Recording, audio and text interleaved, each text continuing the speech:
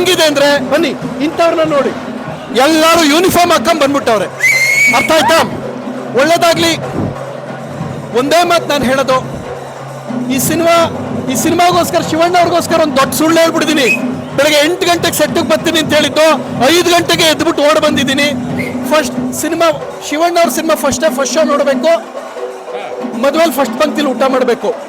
ಶಿವಣ್ಣ ಅವ್ರ cinema usual ನೋಡ್ತೀನಿ, ಯಾಕೆಂದ್ರೆ ಮೊನ್ನೆ ತಾನು ಶಿವಣ್ಣ ನನ್ನ ಸೆಟ್ಟಿಗೆ ವಿಸಿಟ್ ಮಾಡಿರೋ. ಆದ್ರೆ ಇವತ್ತು ನಾನು ಇಲ್ಲಿಗೆ ಬಂದಿರೋದು ಫ್ಯಾನ್ ಶೋ ನೋಡೋಕ್ಕೆ ಗೀತಾ ಮ್ಯಾಮ್ಗೋಸ್ಕರ. ಇದು ಸ್ಪಷ್ಟವಾಗಿ ಅಂಡರ್ಲೈನ್ ಮಾಡಿ, ಯಾಕೆಂದ್ರೆ ಪಾರ್ವತಮ್ಮ ಅವ್ರ ಹಾದಿಲಿ ಗೀತಾ ಮೇಡಮ್ ಇದ್ದಾರೆ, ಪಾರ್ವತಮ್ಮ ಮತ್ತೆ ಗೀತಾ ಮೇಡಮ್ ಹಾದಿಲಿ ನಮ್ಮ ನಿವೇದಿತಾ ಇದ್ದಾರೆ. ಇವರು 3 ಜನ ಕನ್ನಡಕ್ಕೆ ಯಾವತ್ತಿಗೂ ಹೆಮ್ಮೆ ತಂದು ಕೊಡ್ತಾರೆ. ಬೈರ್ತಿ ರಣಗಲ್ ಬಗ್ಗೆ ಒಂದೇ ಮಾತು, ಜೋಗಿ, ಓಂ ಮತ್ತೆ ಇನ್ನೊಂದು ಸಿನಿಮಾ ಜನ್ಮದ ಜೋಡಿ, ಇವು 3 ಚಿತ್ರನ ಜನ ಹೆಂಗ್ ಎಂಜಾಯ್ ಮಾಡಿದ್ರೋ ಫ್ಯಾನ್ಸ್ ಎಂಜಾಯ್ ಮಾಡ್ತಾರೆ. ನೀವು ಅವ್ರ ಜೊತೆ ಸಂಭ್ರಮಿಸಿ. 3 ಕಾರಣಕ್ಕೆ.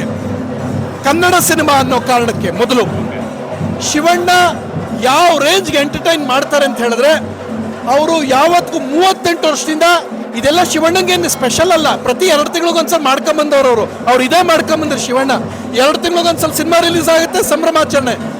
ಬಟ್ ಪಾರ್ವತಮ್ಮ ಅವ್ರ ಹಾದಿಲಿ ನಮ್ಮ ಗೀತಾ ಮೇಡಮ್ ಇದ್ದಾರೆ, ಗೀತಾ ಮೇಡಮ್ಗೋಸ್ಕರ ನೋಡಿ. ಎರಡದು ಅತ್ಯಂತ ಅದ್ಭುತವಾದ ಎಂಟರ್ಟೈನ್ಮೆಂಟ್ ಸಿನಿಮಾ.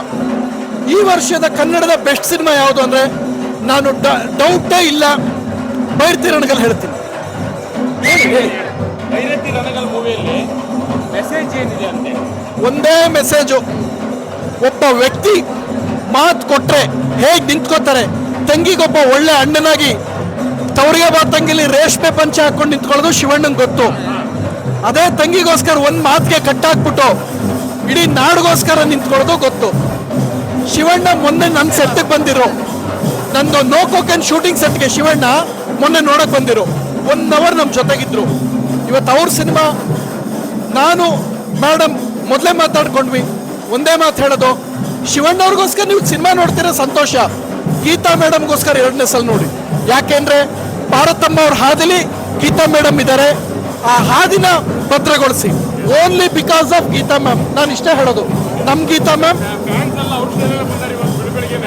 ಸರ್, ಇದು ಅವ್ರ ದಿನ ಸರ್, ಇದು ಅವ್ರ ದಿನ. ನಾವೆಲ್ಲ ನೋಡಿ ಖುಷಿ ಪಡಬೇಕು. ನಮ್ಮ ಸೆಟ್ಟಿಗೆ ಮೊನ್ನೆ ಶಿವಣ್ಣ, ನಿಮಗೊಂದು ವಿಷಯ ಗೊತ್ತಾ, 1,000 ಜನ ಮೊನ್ನೆಯಿಂದ ಫೋನೇ ಎತ್ತುತ್ತಾ ಇಲ್ಲ, ಸೈಲೆನ್ಸ್ ಮಾಡಿ ಇಟ್ಬಿಡ್ತೀನಿ. ನೀವು ನೋಡಿರ್ಬೇಕು, ಮೊನ್ನೆ ನೋ ಕೋಕನ್ ಶೂಟಿಂಗ್ ಸೆಟ್ಗೆ ಶಿವಣ್ಣ ಬಂದ್ಬಿಟ್ಟವ್ರೆ.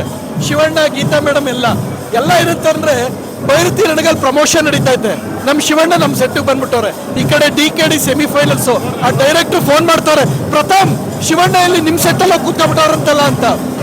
ಸೊ ಶಿವಣ್ಣ ನಮ್ಮಂತ ಪುಟ್ಟ ಕಲಾವಿದರಿಗೆ ತೋರಿಸೋ ಆಶೀರ್ವಾದ.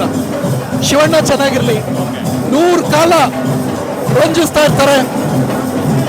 ಆಮೇಲೆ ಒಂದೇ ಒಂದು ಮಾತು, ಶಿವಣ್ಣ ಅಮೆರಿಕಾಗೆ ಹೋಗ್ತಾರೆ, ಅದೆಲ್ಲ ಬಿಟ್ಬಿಡಿ, ನೀವು ಥಿಯೇಟರ್ ಹೌಸ್ಫುಲ್ ಮಾಡಿ.